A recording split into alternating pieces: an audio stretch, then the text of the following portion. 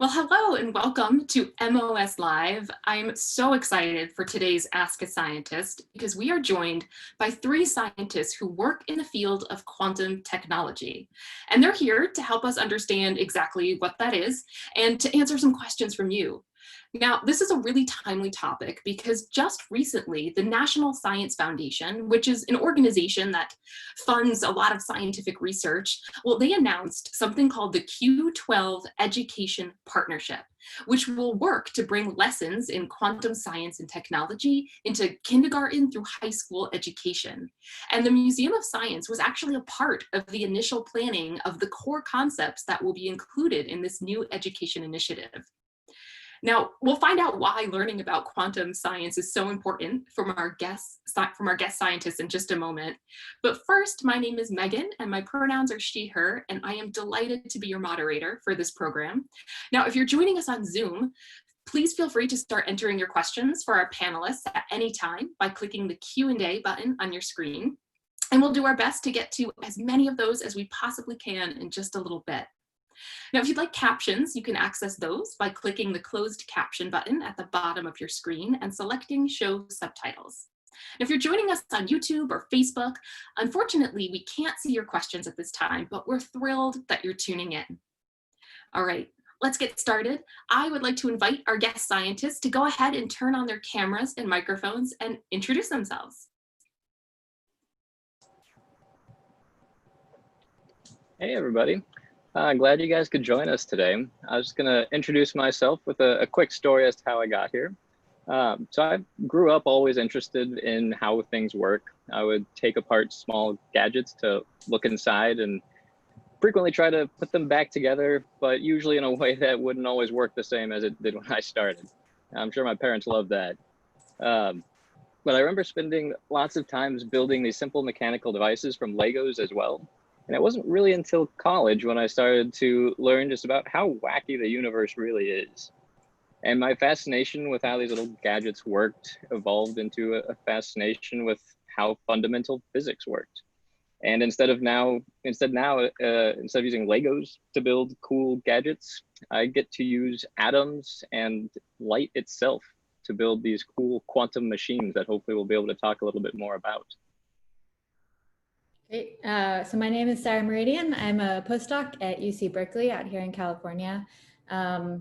Maybe slightly differently to Michael, I didn't really know what I wanted to do for a long time. I actually bounced around when I was a kid. I loved reading. I wanted to be a journalist for a long time. Then I went to MIT. I studied biology. I studied computer science, and then finally landed on quantum information science.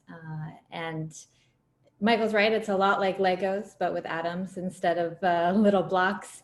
So I trap single calcium ions, you can see some behind me, and then I shoot lasers at them to see what happens and try to build exciting things out of them. Hi, my name is Bersin. I'm a PhD student at MIT. And I, similarly to Sara, I guess I bounced around a little bit when I was making my way to this field. And actually, I originally started off in biology, and I was always very interested in imaging, things like MRIs, CAT scans, stuff like that. And as I was going through my education, I found out that there are ways to use quantum mechanics to actually improve these types of medical imaging things. And I thought that was super exciting, so I started working in that field. And it turns out the more I worked on it, I found out that these quantum systems have all these crazy types of applications. And so from there, I got more interested in this area that I work in now, which is something called quantum networking, which is basically trying to make a version of the internet that operates on the principles of quantum mechanics. So yeah, maybe we'll talk about that at some point as we get further on. But basically, I use lasers like these things back here to send quantum particles over long distances around the Boston area and MIT. Great. Well, thank you so much for those introductions. We are so excited to have you here. Now, before we get to our questions from the audience, I'd like to start out with some basics to get the ball rolling. So now we're talking about quantum science and technology today, which is based on the scientific theories of quantum physics or quantum mechanics. So what do we mean by quantum physics? What is that? I could take an initial stab. So when we say classical physics, we mean describing the way things work in the world that we live in. So if I throw a ball at you, where does that ball go? Quantum mechanics is the study of things at the atomic scale. So how individual atoms interact with each other, how light interacts with each other on the nanoscale. So smaller than you can see. I don't know if either of you have clarifications. I can add one quick thought. So another big difference between the classical world that you're used to and this crazy quantum world that we study is that fundamentally in quantum mechanics, the reason it's called quantum to begin with is that you're used to everything just being continuous. If I move my hand across the screen, it happens continuously. But in our world of quantum that we study, actually everything is quantized. So it's all discrete in nature, and thus we get our quantum mechanics field. Yeah, I don't really have much to add. I think that about covers it. Yeah. Great, well, thank you for that. So you are all working down at the scale of teeny tiny atoms and particles, stuff that is way too small for us to see. And this world of quantum physics is often referred to as strange or even spooky. So, what is it about it that makes it like that? Is it really that weird? How does it get that reputation?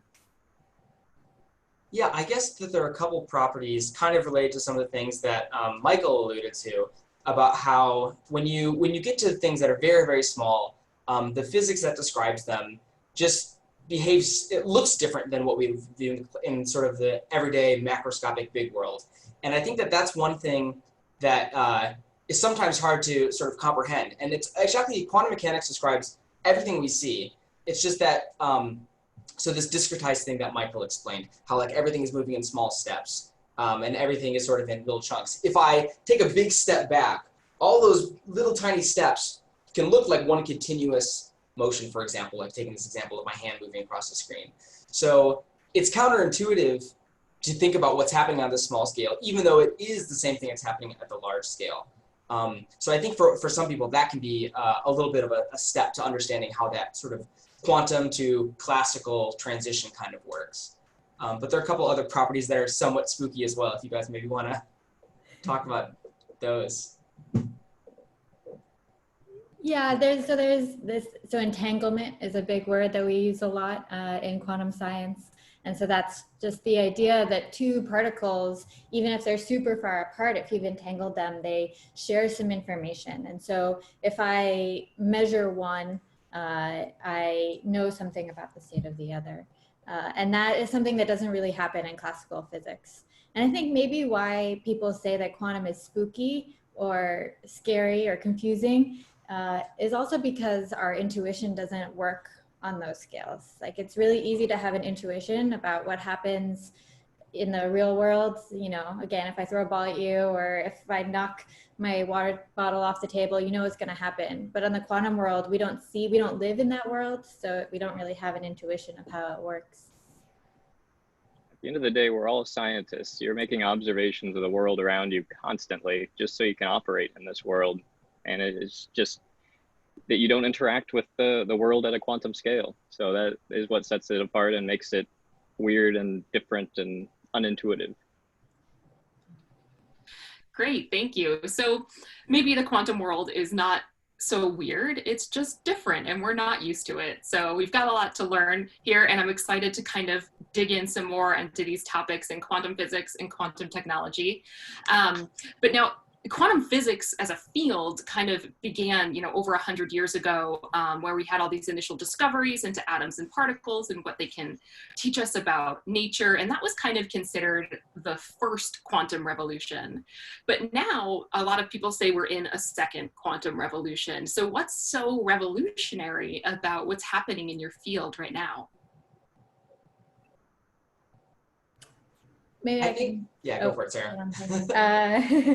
Maybe it goes back to what Michael said about the Legos. So initially we were studying quantum physics and just studying to see how things work, but now we can actually start building systems at the quantum scale. So we can put together a chain of ions like this and have them control their interactions.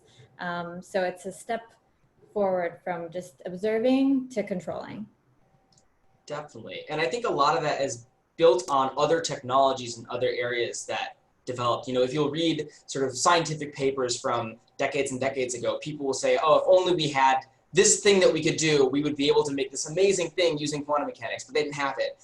And now with the development of things like lasers like this, or like the technology behind Michael is this very fancy refrigerator, and all of the sort of things that go into building that, we now finally have those things that let us finally realize kind of the applications of all the things that people wrote about 100 years ago. Great. So that's really exciting. So now in this first quantum revolution, you know, we discovered things about atoms and particles, and now it sounds like you're actually able to use those atoms and particles to create new types of technology, which is super cool. Now, before we move on to our audience questions, I would love to hear from all of you a little bit about what excites you the most about what you do. Maybe what are some of the most exciting applications of quantum physics that are coming out right now, or just personally, what makes you want to do what you do? I can go ahead and start with this one again. So, I mean, it's a bunch of different worlds, at least for me, joining together. I mean, I'm very interested in the science behind quantum mechanics. So being able to work and learn and think about new concepts using the rules that we've learned from quantum mechanics is fascinating to me. But at the same time, I also am super excited about what quantum information through quantum networking, through quantum computing, what that's going to enable in the future. And so I love being able to be part of the community of scientists and engineers to work on building something quantum. Maybe for me, it's slightly different. I think there are a lot of cool applications of quantum, definitely. I think for me, though, what is exciting is just playing with these new systems, seeing what happens.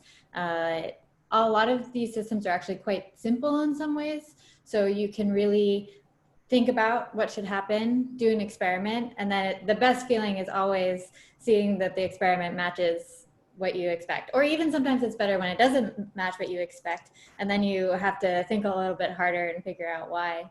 I come from an engineering angle. So I have all my degrees in electrical engineering, not physics. And I think like the technologies that we've built and that we still need to build to enable some of this, I think are really exciting and have a lot of interesting challenges for the future. Yeah, for me, I guess that latter point is the thing that I find really exciting. So I'm still a PhD student, which means I'm still very much in the process of learning and, you know, trying all these different things and building up sort of my base of knowledge.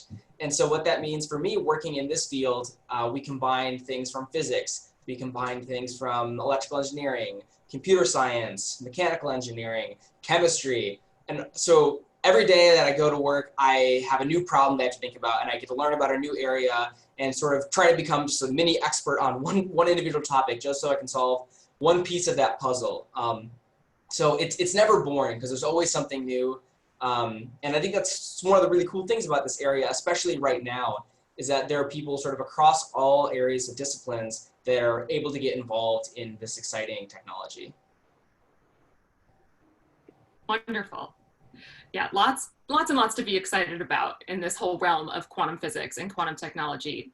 All right, well, thank you so much. And I see that we have a lot of questions coming in from our audience. So let's get to those. And now remember, if you're joining us on Zoom, you can feel free to keep asking those questions as we're talking about them right now. We're going to try to get to as many as we can starting now.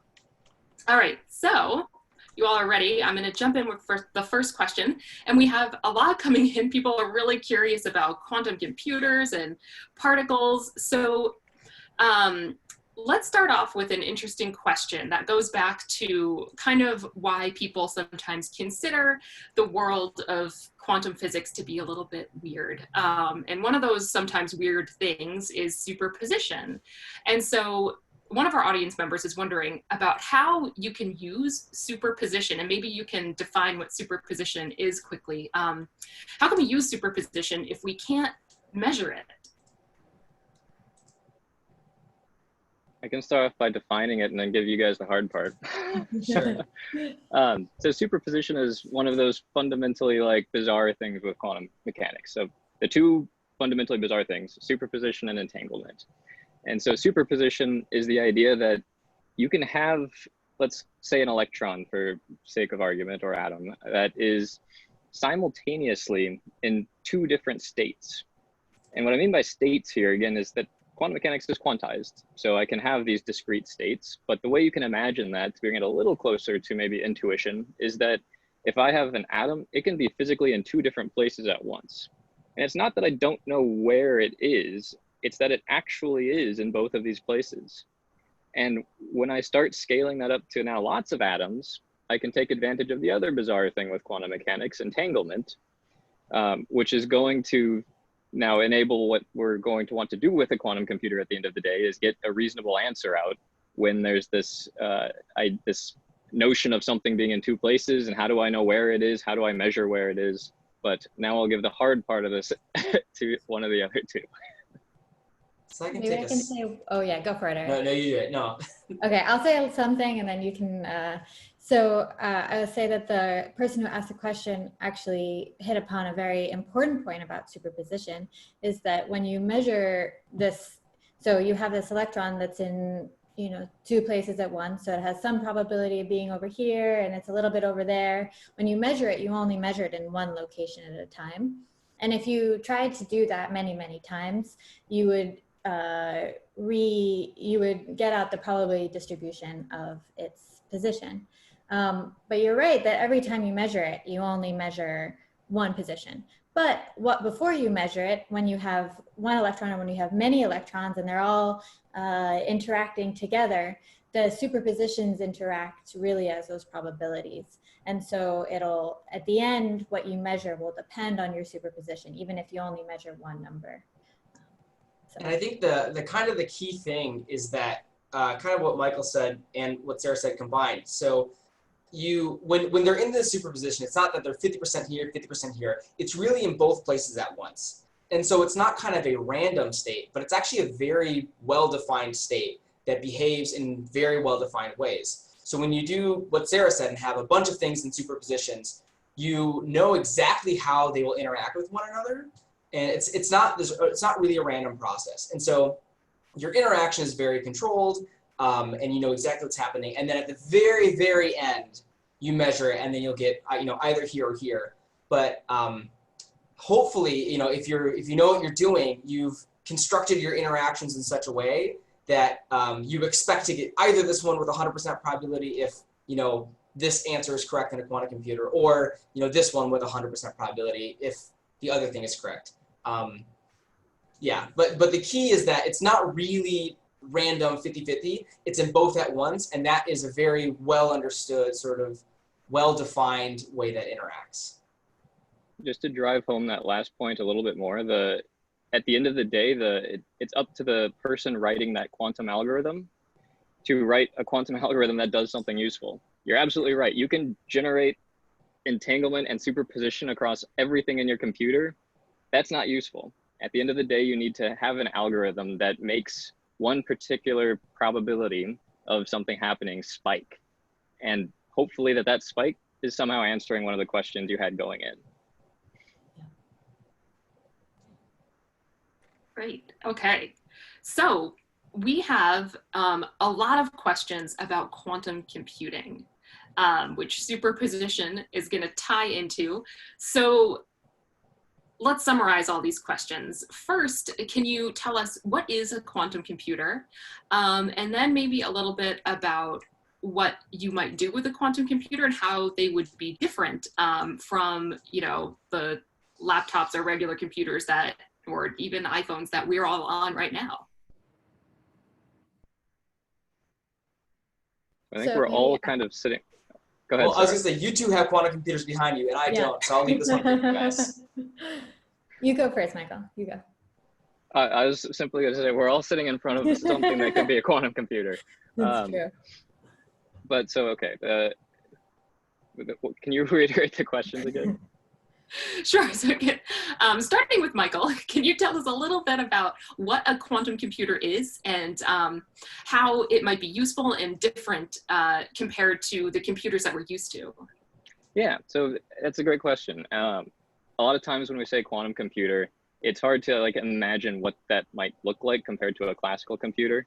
But at the end of the day, their jobs are more or less the same. Their job is to contain some physical system that's described by some laws of physics, either classical laws of physics or quantum laws of physics, and be able to interact with it in only a way where you can manipulate those pieces of information and get them to interact with each other to perform some kind of logical operation. And at the end of the day, the difference between the quantum computer and a classical computer is that we get to play with the additional laws of physics that quantum mechanics provides, such as that superposition and entanglement, that classical machines can't do, simply because they're either too warm, too big, too something that makes them classical versus quantum. I guess I'll pass it on to someone else to answer the remainder of the question. Yeah, I can say a few things. So ideally, if we had a fully operational quantum computer, you could do everything that you could do on a classical computer as well. However, what we want to do is find applications that are specifically suited to quantum computers. So where that superposition and entanglement give us powers and give us scalings that are much better than classical computers. And there are a few problems that have been found that have that property. And hopefully also more will be found. You know, when we first started building classical computers, no one thought that we would be using them to send Facebook emojis to each other. But here we are. So we won't know. I think there'll be more and more applications as we build more and more complicated quantum computers. Great. So what are some of those applications that are kind of specific to quantum computers that, you know, the properties like superposition and entanglement would really help us benefit from those? So one that I think is very exciting, just from my biology background, is something called quantum simulation. Basically, the idea is all the things that happen in our body, chemical reactions with like neurotransmitters in our brain, the way your blood cells take up oxygen, all of these chemical interactions are happening on the nanoscale, and so they're quantum mechanical things. So whenever we have a computer simulation or do a calculation to try to figure out what's going on, we're always kind of making an approximation about what's actually happening. With a quantum computer, you have things that behave with the exact same laws of physics that the actual real world things do. And so you can simulate what's happening a lot more accurately. So for things like discovering new medicines, or understanding certain ways the body works, kind of on that really small intercellular level, that's a really open problem for quantum mechanics where it can really thrive. Cool. So we have a few questions about how you actually work with stuff at the quantum scale, which sounds like it'd be really hard to do. Atoms and particles are like the smallest of things.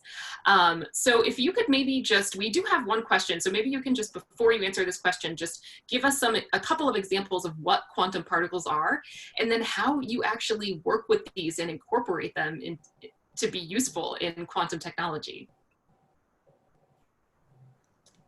I can start. So I work with trapped ions. So really what we do is we have a big chunk of calcium and we just heat it up. So then we get little vapors of calcium flowing around. We have a really pure vacuum chamber. So there's really nothing in this chamber except for these little calcium particles floating around. And then we trap them in a series of electric fields with lasers. And so we're able to see just a countable number of ions. And it sounds like it would be really hard, but it's actually simpler than you think. You could, even in your garage, build a simple system that would trap a dust particle. And a dust particle is a lot bigger than an ion, but the principles are exactly the same. And so then we can trap ions. And what's nice about ions in a lot of these quantum systems that we use is they have some sort of, they emit light when we shoot lasers at them. So we can actually see these little blue dots, and that helps us know A, what we've trapped, and B, when we try to poke them with other lasers, we can measure what state they're in and how they're interacting with us. So yeah, that's what trapped ions are, at least. Yeah, at the end of the day, it's really just coming down to how do you trap something so small, right? So another way of doing that is usually the mechanisms or the knobs that you have access to in the macroscopic world are going to enact some kind of field, like an electromagnetic field or something, either through light or a static voltage. But all in all, at the end of the day, it's creating some kind of localized field in space that's able to trap either an atom, like in Sara's case, or in the case that I work on, we trap single electrons in a solid simply by applying a voltage. We know that electrons will typically flow to if you apply a voltage across something. So we just take advantage of that, like pretty much like a capacitor. And we load that capacitor instead of with a lot of electrons that maybe you're more used to thinking about, with just one electron. And that gives us our quantum state where we can put in quantum information. I guess for completeness, we should mention one of the most popular systems is something called a superconducting qubit, which is very different than kind of the things that we've been talking about so far, because that's what we all work on. And for that, what they do is they basically, in the same way that people who make computer chips will have these like crazy fancy machines with like where they fabricate chips, basically the way that they work is that they take a piece of silicon or something like that and use a laser to kind of write a pattern onto the chip about where they want their qubit to be. And then through the sort of magic of fabrication, where they write that laser ends up being sort of where metal gets deposited. And so that metal will then basically form a loop that will, in a similar way to what Michael said, kind of trap some type of quantum particle inside that loop of current.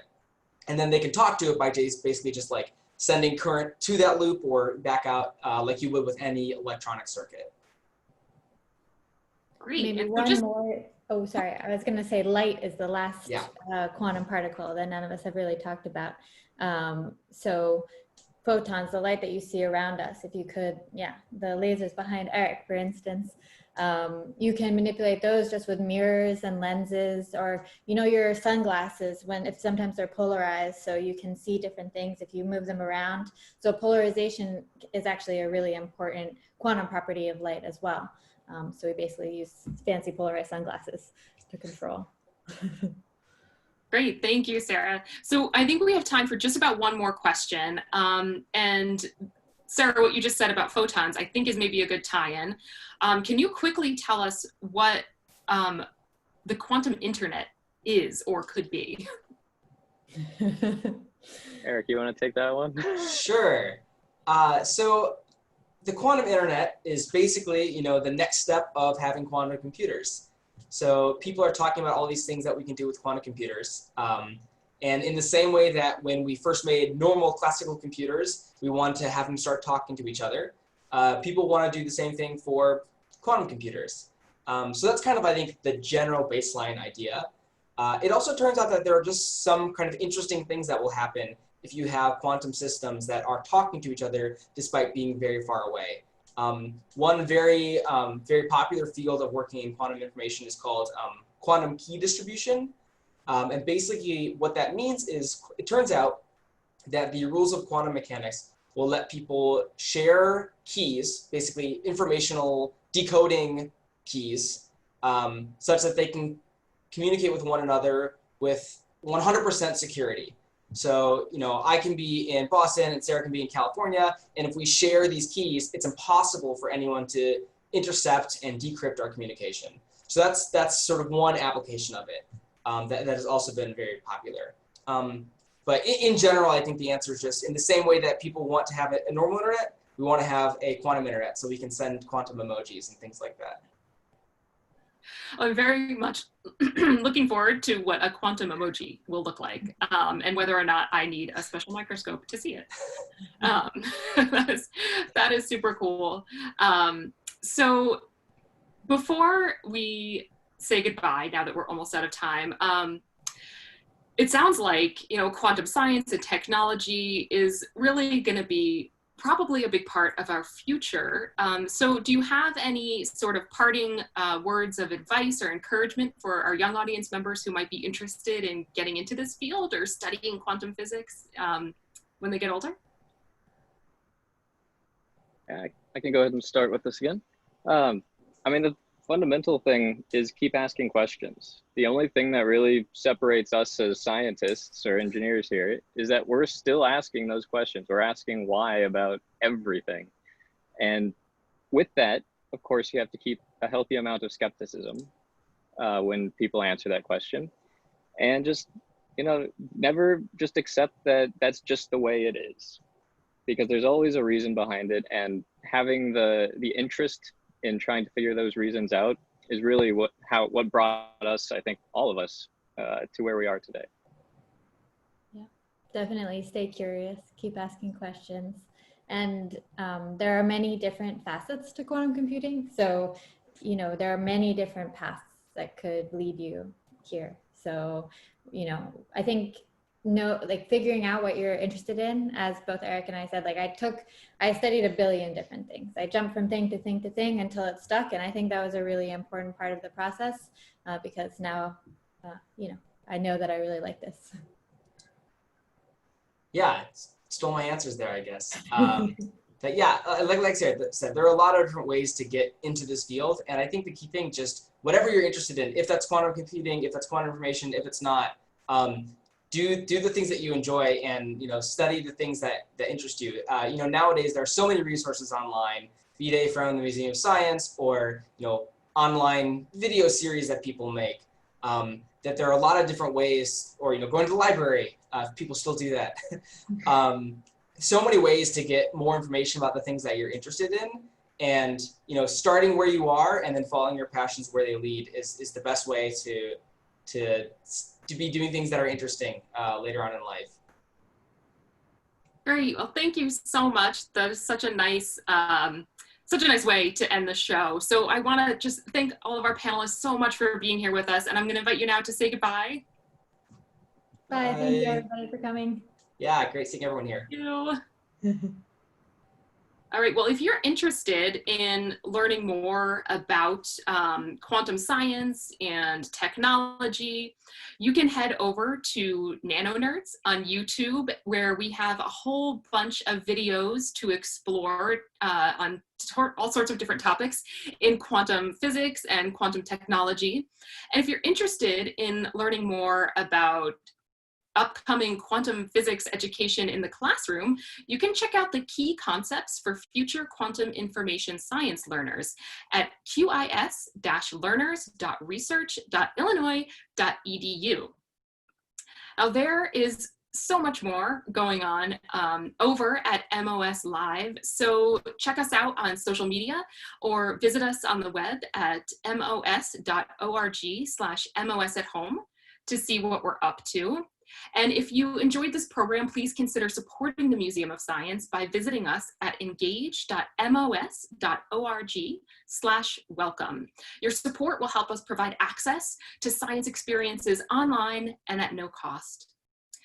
All right, well, thank you again for joining us. We had so much fun with you today, and we will see you next time. Bye-bye.